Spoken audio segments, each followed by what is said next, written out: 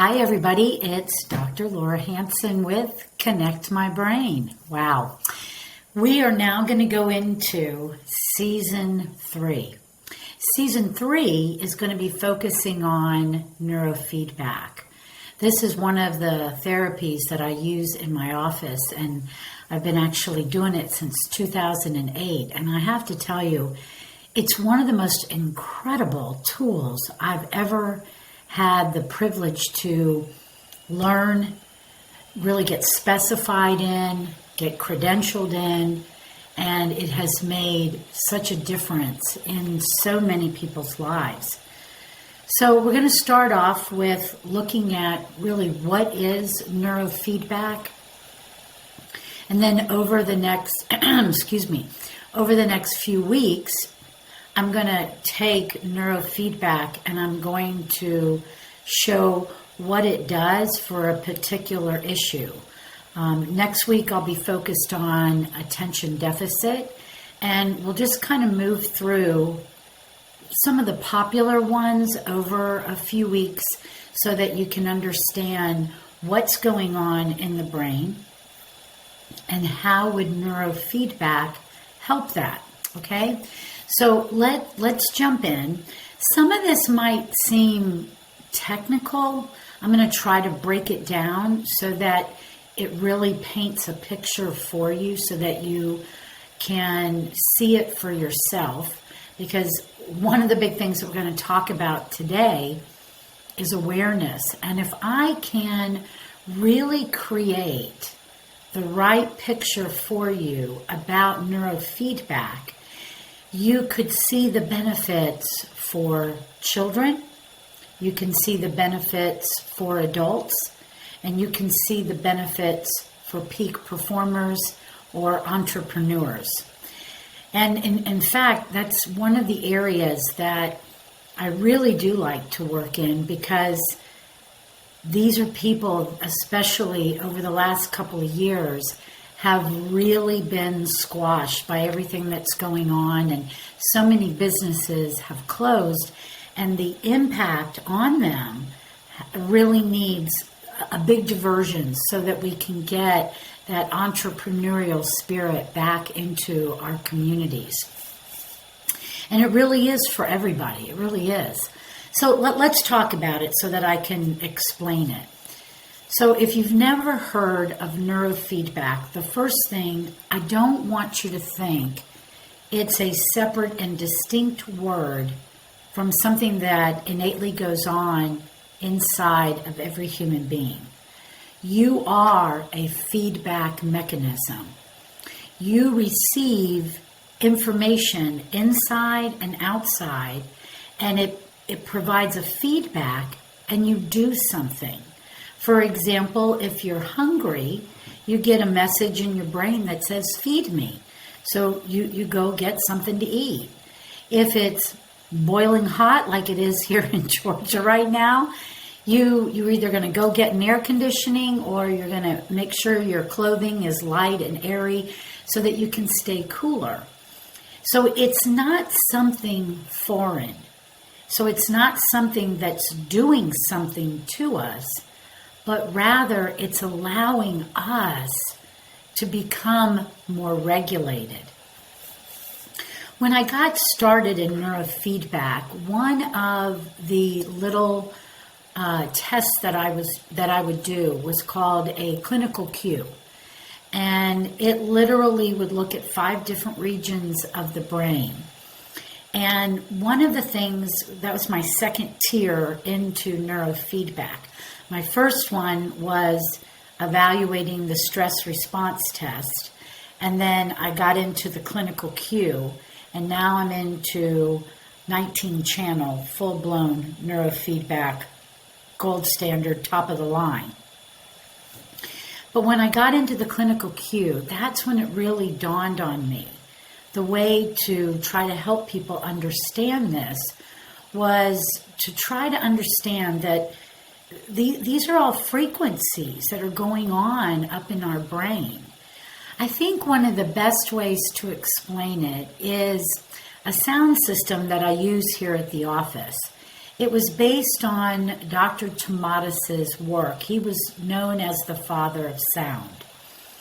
He created this understanding for the ear by appreciating that when somebody is doing a sensory motor activity, such as a child just innately wanting to go outside and play, do hopscotch, jump rope, ride a bicycle, that there's a certain frequency going on in the brain.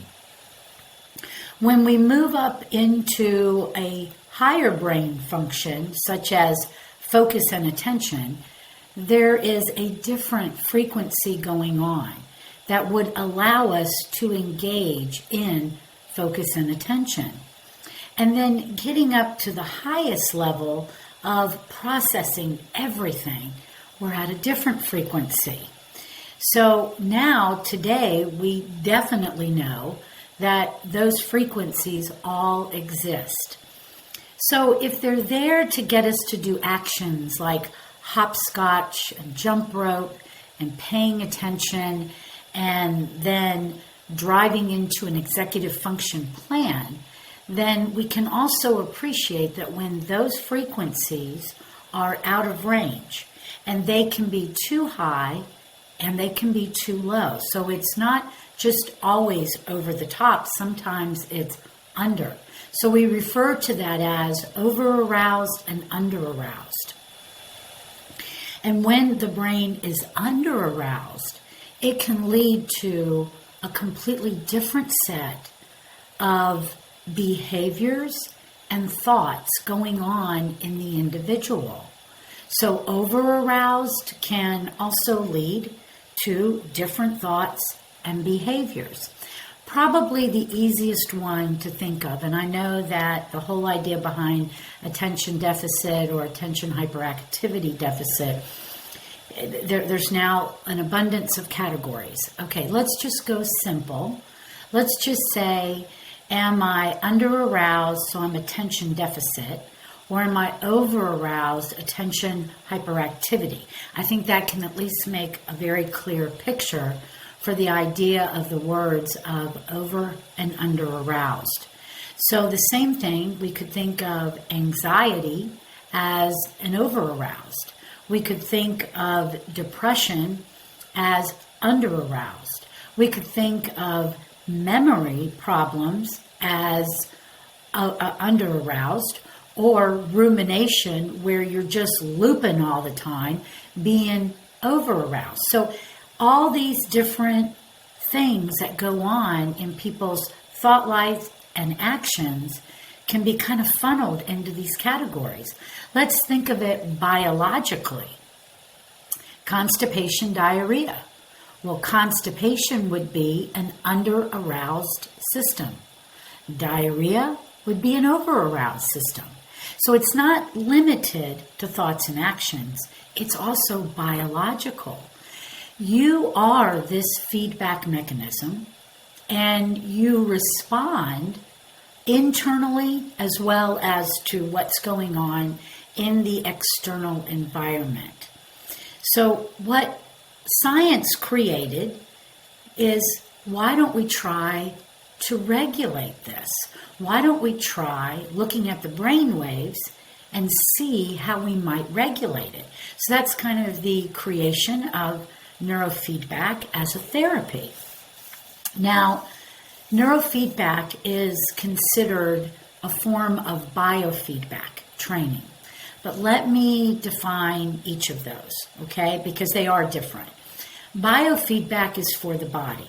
So for example, when I do a stress response test, I do have leads on the scalp. So traditionally, when you're going to look at the brain, there's going to be these little leads or electrodes, and they'll have a paste or a gel, and they're literally stuck onto the scalp, okay?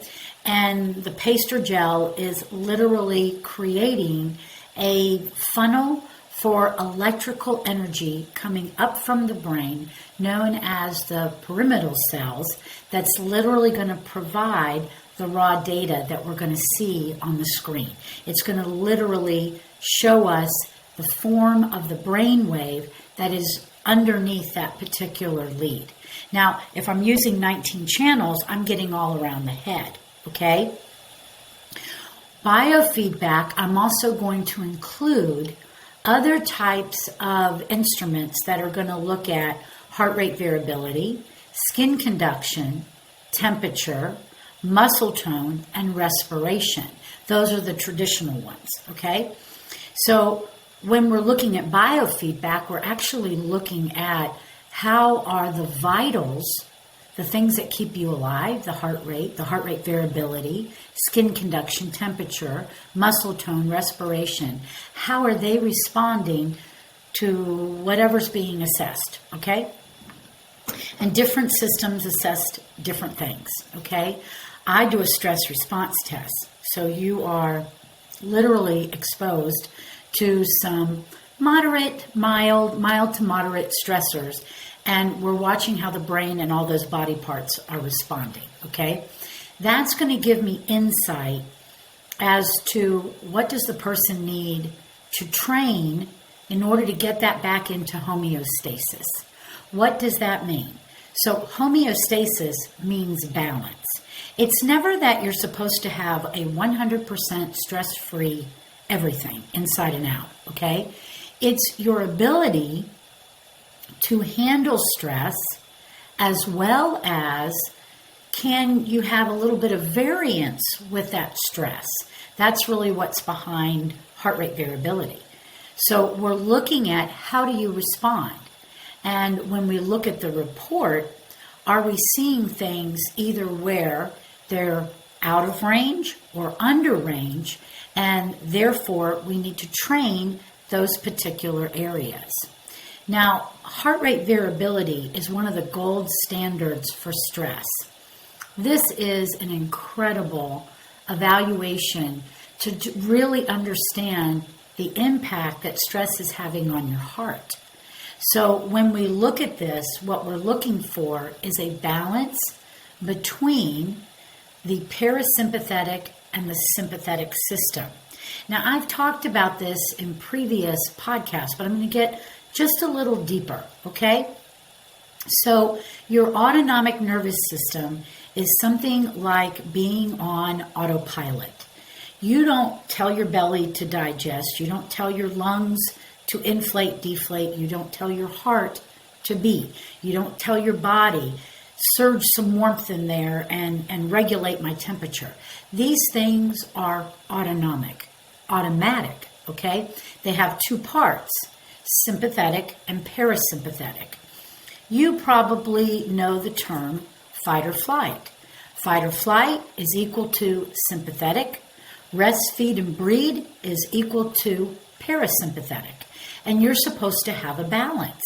Now, when you breathe in, the heart rate goes up, the sympathetic nervous system goes up. Then, as you exhale, there's a shift.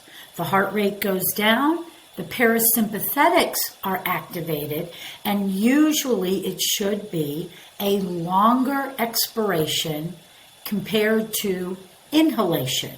So we inhale 1, 2, 3, we exhale 1, 2, 3, 4, 5, 6. That kind of a ratio, okay? This is a very important part of somebody's biofeedback, and most of the time, this is exactly where we start because the brain responds so strongly when the heart is dysregulated. And I have to tell you, over the years, I've been doing this test since 2008, and I'm really surprised at how many adults are in very strong chronic stress patterns and therefore a very dysregulated heart rate variability, which means they're like a metronome. They only have one particular level that they can handle, and anything outside of that is going to tip their bucket. Well, guess what? It's also happening in our pediatric population. I'm seeing a lot of chronic stress patterns. Now, my particular unit, I can't look at the heart rate variability box and equate that for children under the age of 15. But I can look at their heart rate, and I can look at all the other factors with my system. And really, that is enough to know that they're also in chronic stress, because if that heart rate never has a down sweep, then they too are like a metronome. And this is what it would be like for them. And also for adults. That means that heart rate is just going all the time. And that's a feedback mechanism to the brain that's telling the brain you are in a threat. And therefore, we are launching a stress pattern once again. So initially, I feel really strong about breaking that pattern. So this is actually part of our program automatically. We're going to look at that stress pattern and we're going to incorporate biofeedback. Now, the difference between biofeedback and neurofeedback. Neurofeedback is for the brain. And there is such a different pattern that has to go on in order for the reward mechanism to actually be fulfilled. And I'm going to go through that today.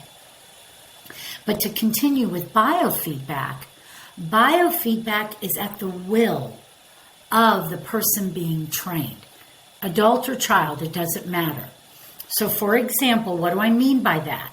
We'll get into the allowing part of neurofeedback, but for biofeedback, what it means, the person, let's say they're going to practice breathing, they're going to have the respiration belt and the heart rate monitor on their finger, respiration belt around their belly, and they're going to have to breathe, and they're watching their breath on the screen in front of them, and they're trying to mimic a pattern. So for example, one that I like to use, it looks like a slide.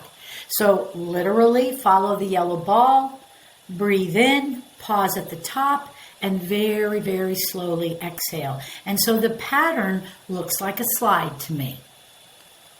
So what I want the individual to see is, does your breathing pattern look like the slide? And then your heart rate, is it going up when you inhale, and is it going down when you exhale? They can see it right then and there. So there is a will, or they are participating in it fully in order to make that happen, okay? So that's great. There's nothing wrong with that, but it's just another form. And it's important to know the differences, okay? It's great to incorporate neuro and biofeedback together. But sometimes you're going to see the word biofeedback used for neurofeedback. But I just want you to know there are definitely some differences. Now, the other thing is there's differences in neurofeedback. A traditional EEG, or looking at those brain waves, is typically done by a neurologist. And they are going to literally, visibly look at the brain waves to detect if there's any kind of abnormality. So this is thought of as conventional EEG. And they're looking to see, are there any abnormalities that might indicate that this individual has epilepsy, or this individual has had a stroke, or this individual is having seizure activity. And that is typically done in a neurologist's office, also for head injury. Now, there's a difference. It's called QEEG technique. And this technique also uses EEG recording. And it generates a computer analysis to produce numbers that are literally going to give us a metric. They're going to look at the power, ratios, how the connectivity is going on. So this is the unit that I use. Literally, when we do the recording, I can look at the raw data. In fact, I'm getting trained right now, getting ready to take a test to earn a diplomate status in reading QEEG. The process of reading is understanding that the frequency of the bandwidth has a particular shape and a particular number of sine waves in a given period of time. So for example, delta, it's a very boxy, wide-looking bandwidth, and we are going to get 1 to 3 sine waves in 1 second of time. And then theta, it is closer together with a little bit more of a point, but it's, again, how many sine waves? It's 4 to 7. Alpha is 8 to 12, and we move up. SMR is 13 to 15. So the waves, the shape of the wave and the number of sine waves are how we are going to be able to detect what brain wave that is, okay? We can also use QEEG for monitoring the individual. So after we do our brain map with 19 channels, I do review the raw data because, one, I'm really enjoying getting skilled in this area, but most people that do neurofeedback are also teamed with neurologists, and I am no different.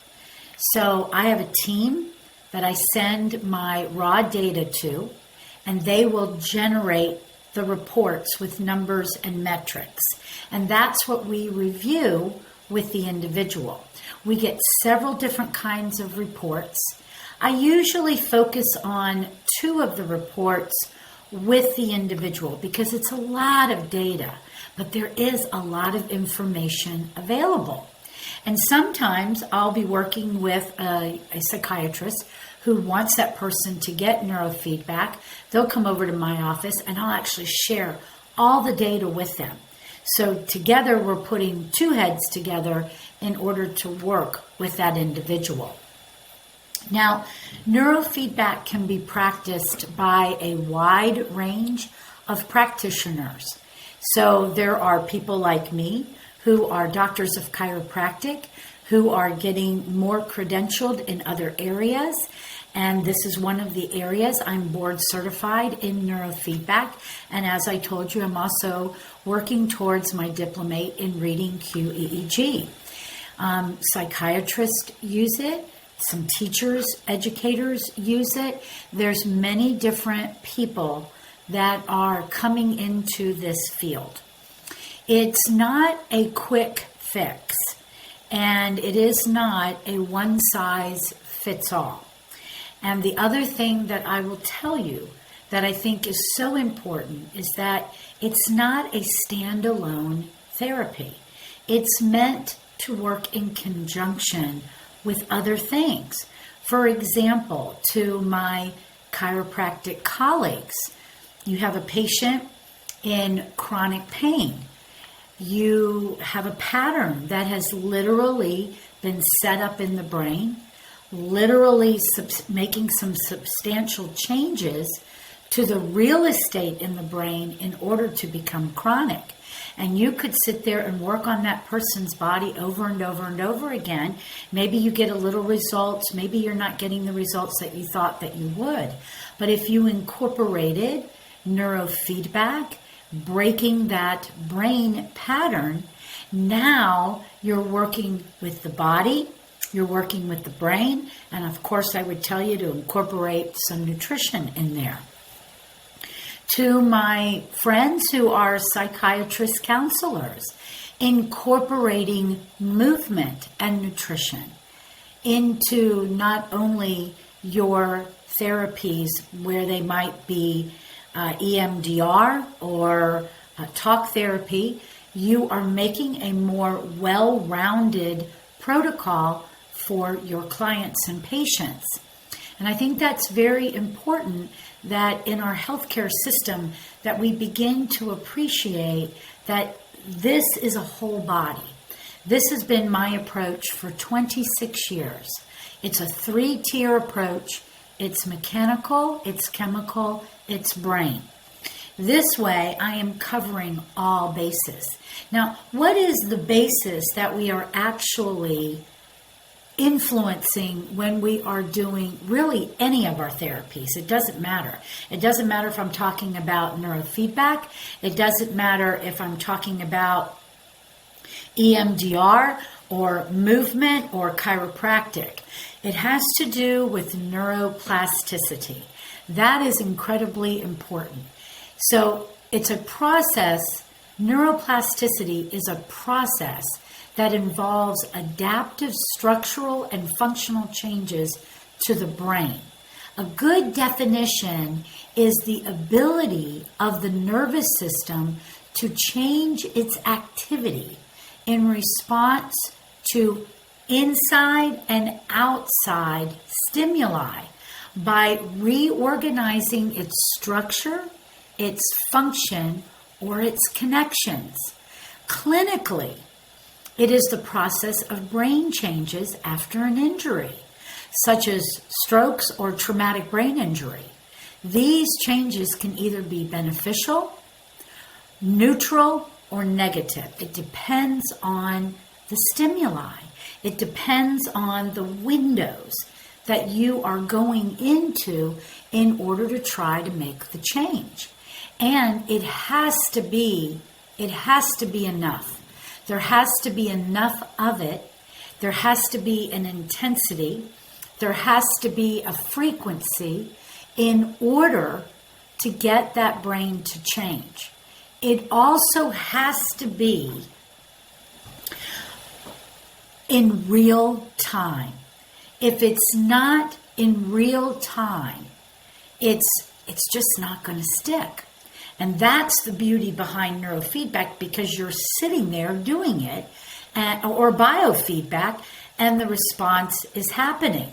Well, so it is in chiropractic. You make an adjustment to somebody, a physical adjustment to somebody, that change is made right then and there. And the input to the brain is forever changed. Now, one of the things that happened to me as a chiropractor is when I got into neurofeedback in 2008, and I really began to learn this concept of arousal and over-arousal, it really influenced the frequency in which I was adjusting patients. Because I have to be honest, when I was in school, I just couldn't get adjusted enough. I love the physical feeling of being adjusted. My body responds so well to it. But when I started learning about these things like neuroplasticity and how the body and the brain change, I began to understand what's the state. Remember, we talked about homeostasis would indicate that I'm in balance. But not everybody's in balance, right? So I have to appreciate the state that person is in, and then be able to apply something clinically that's going to match and enhance the state, okay? So an over-aroused person does better with less frequency, and an under-aroused person does better with a higher frequency. And it doesn't always have to even be a full body. Even just a little movement makes a huge change. But one of the things in working with pediatrics, and especially the reflexes, and looking at their postural systems, it's very easy for me to have a dynamic evaluation each and every visit and determine exactly what that little person needs and where can I influence them the greatest. It doesn't always have to be at the neck. Some children really do not like being adjusted at the neck because it has to do with the sound. Now, I also have credentialing as a diplomate in pediatrics and a neurodevelopmental therapist, and I've learned how to work with children and taking all these extra credentials that I have and apply them clinically to the person in front of me, especially when I'm doing a chiropractic adjustment. So one chiropractic, same thing like neurofeedback. It's not one size fits all. You don't always do the same thing that you might do for an adult that you might do for a child. So that's very important to keep in mind. So there's many modalities. We are focusing on, with neurofeedback, how can we help the brain really learn? And it's got two directions it can take. It can be steered or it can be directed. Are we going to give a brain learning experience, or are we going to give a brain altering experience? Neurofeedback is a unique learning technique that is non-invasive, yet biologically based, with high specificity and directness in its ability to influence the brain. And we're able to do that because of those metrics that I was talking about earlier. Now, let me back up for just a second. I'm not the wizard behind the curtain. It's a team effort, meaning if I'm working with a child, I must appreciate why that parent has brought that child into me. I can do an evaluation both for neurofeedback and mechanically and chemically, but at the end of the day, you must take that information and it's got to be applied to why did they come and see you. Now, you might be able to reveal some other things, and that's fantastic. And by looking at neurofeedback metrics, looking at mechanical movement, looking at labs, your person that you're working with, my patient, they may not have realized that they should have told me. They also, sometimes what I hear, I thought that was normal. So sometimes you're helping them have a light bulb moment, and I really want to connect with that because that's the awareness. And everybody, in order for neurofeedback to really be the type of work, it's a practice, to be the type of practice that's going to take you from point A to point B, you must be aware of why we are doing this work. It's the same thing when I'm working with children. Really anybody, but I'm going to say this about a child. I can't work on the periphery. The child and I must be a team. So sometimes we have to find, how are we going to connect? Most of the time what I do, especially there's a lot of boys that come here. A lot of times the way that I connect with them, I'm your coach. And most of them are doing some sports. Some are not, some would like to be. So it really just depends. Some teenagers want to gain weight. Some want to lose weight. It depends on what does that child really want. And helping that child get to the place where they can actually verbalize this, boom, that's a gamma burst in their brain where they are having an aha moment. Gamma is a brainwave. And when you see an issue, but you figure out the solution, you have a burst. And it's fabulous in moving that brain forward. It's fabulous in creating novelty in the brain that's going to allow us to get the brain's attention. All the time we have neurofeedback experiences. For example, I remember working with this one mom. You know, lots of times I work with the child, and we also figure out we got to work with the moms and dads. Most of the time I only get to work with the moms. Dads are typically very busy and understandable. But I was working with this mom, and she felt like she really had a terrible attention issue. And the example that I'd like to give to you is she would be cooking in the kitchen, and she would find herself preparing vegetables, whatever she was doing. But she would go to the drawer to get some type of a utensil, and all of a sudden she was distracted because the drawer was messy. And so she would dive in, clean out the drawer, And the next thing you know, she had lost 30 minutes and now dinner was going to be late. And it just created this frustration. So we can get distracted even as adults. And we teach a pattern disruptor. And this is very simple and all of you can do it. If you're trying to become aware of something in yourself and you see yourself doing it, but you don't know how to pull yourself away, or maybe you're just still in the reflection phase. Gosh, I did it again. I got distracted and now I've lost another 30 minutes. One of the things that you can do is you can literally clap your hands. Hope this is not too loud in the microphone, but you can go, stop.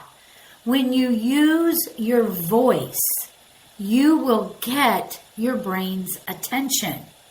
That will be new to your brain. I just said your brain likes novelty. So it's really important to try to get your brain's attention.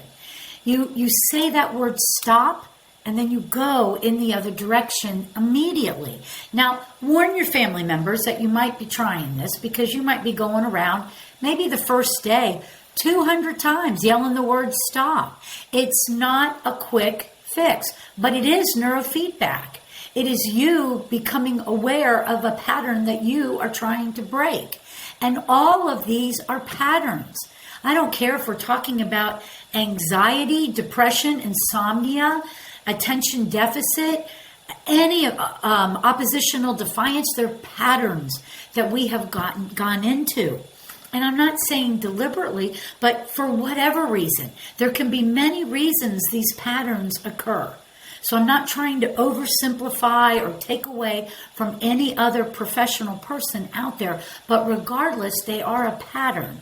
And we have to disrupt them in order to get your brain's attention so that we can literally go in another direction. Neurofeedback is an experience. Biofeedback, like hand warming, heart rate variability, breathing, it takes the action. And that's on a conscious level. And your conscious brain is only 5% of your brain, where your subconscious brain is 95% of your brain.